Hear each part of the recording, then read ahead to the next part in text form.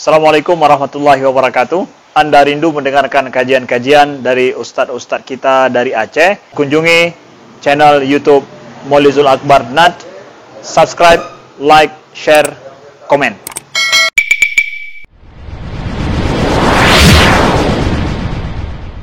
Ada golongan berikutnya, golongan ketiga,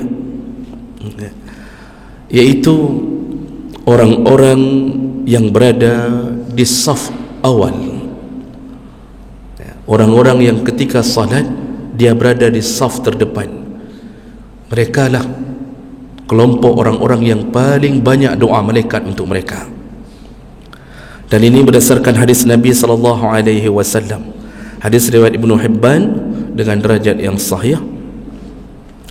Barra' bin Azib berkata, qala Rasulullah SAW, inna Allah wa malaikatahu yusalluna ala as-saffil awwal. Kata Rasulullah, sesungguhnya Allah dan para malaikat yusallun. Yusallun ini kalau dari Allah dan malaikat tidak dimaknakan bersalawat kalau ditujukan untuk kita, tapi memberi rahmat, memberi ridha kepada siapa? Ala as-saffil awwal, yaitu orang-orang yang berada di saf pertama. Ini saking besarnya pahala orang-orang yang berada di saf pertama. Di masa Rasulullah SAW, para sahabat berebut untuk mendapatkan saf pertama. Sahabat pantang mendengarkan satu janji dari mulut Nabi. Mereka berebut mendapatkan janji itu karena keyakinan imannya 1000%. Sebagaimana mereka dengar dari Nabi, seakan-akan mereka sudah melihat surga. Begitu dahsyatnya iman sahabat. Jadi begitu Nabi mengatakan malaikat mendoakan orang-orang pada saf pertama, waktu salat berikutnya langsung berebut untuk mendapatkan saf pertama.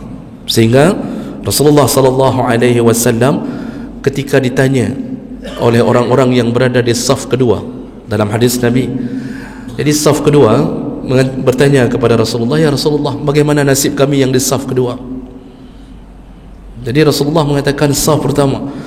Yang di saf kedua bertanya, nasib kami yang di saf kedua kibani ya Rasulullah. Rasulullah tetap menjawab as-safful awal, tetap yang dirahmati, didoakan saf pertama. Rupanya belum ada jawaban untuk saf kedua. Ditanya lagi kali kedua, ya Rasulullah, jadi kami yang di saf kedua maksudnya tidak dapat apa-apakah? Rasulullah menjawab as-safful awal, tetap saf pertama. Ditanya kali ketiga, baru Rasulullah menjawab as-saffus sani, baru saf kedua mendapatkan doa. Ini maksud jawaban Nabi ditunda sampai 2-3 kali, menunjukkan malaikat belum mendoakan saf kedua, tetap saf pertama, saf pertama, saf pertama.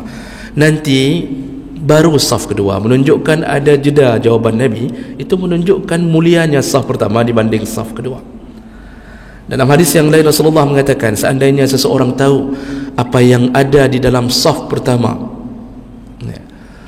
maka mereka pasti lastahammu, mereka pasti mengundi untuk mendapatkan saf pertama. Jadi bahasa Nabi, seandainya orang-orang tahu begitu hebatnya, dahsyatnya pahala orang-orang yang berada di saf pertama, pasti mereka berebut. Seandainya mereka tidak dapat lastahammu, pasti mereka mengundi. Yang lagi undi jadi enggak mau orang itu terus-terusan dapat di saf pertama, mereka pasti minta undi. Kamilah sekali-sekali melalui undian. Begitu kata Nabi tentang rahasia di saf pertama. Jadi malaikat benar-benar mencintai, Allah benar-benar mencintai. Maka jemaah belaka Allah Subhanahu wa taala, kesempatan sebenarnya banyak. Kita yang datang di awal waktu itu langsung menuju ke saf pertama. Ada orang yang aneh, ketika datang ke masjid dia tidak mengisi saf pertama, tapi dia isi tiang paling belakang. Itu pun carinya tiang, Pak. Apalagi hari Jumat, carinya tiang. Jadi ketika khatib bicara, waktu sedang Jumat, mungkin dia berfikir ada kesempatan untuk istirahat lebih nyaman, bersandar ke tiang. Akhirnya duduk di saf belakang, padahal di sini masih kosong, tidak datang ke saf awal. Ini karena belum terisi tentang iman, betapa besarnya pahala di saf pertama.